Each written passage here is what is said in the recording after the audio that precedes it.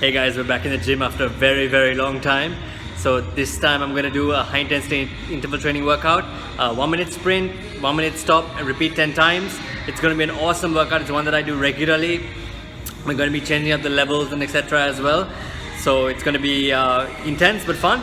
I hope you guys can join in and do this workout at some point. This is a great workout for building your lactic capacity and your VO2 max as well. So yeah, I'll see you in there. So guys, we're just doing our warm-up, and in the warm-up I want you guys to keep the incline at between 0.5 to 1, and the reason for that is when you have an incline a little bit, it's better for your knees. Also the speed should be between 5 to 7, and the reason for that is that you want to be doing a brisk walk or a slow jog, and that's going to get your muscles primed for the workout. Don't worry about the heart rate too much at this point, just keep it low and just get ready for the workout. 2 to 3 minutes of this.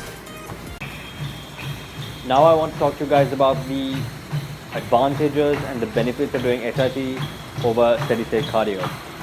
Some of the advantages of HIIT, number one, is that it's less time consuming. HIIT requires you to spend less time because you can get it done in a quicker format, because you do 1 minute on, 1 minute off, which is essentially a 20-minute workout if you do it for 10 rounds. Doing it this way is significantly shorter and cuts the time by half than doing a 45-minute steady-state cardio workout.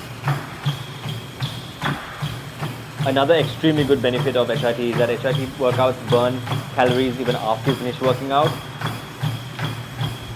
By this I mean, due to the excess post-oxygen consumption, or EPOC, your body burns calories even after it finishes working out due to the afterburn effect.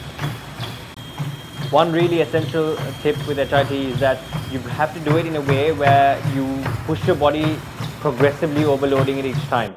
It's like any other workout. You have to either increase the time you do it for, the time you do the work interval for, or reduce the rest time in between each work interval, or increase the speed, or increase the workout and give it a shot. See ya.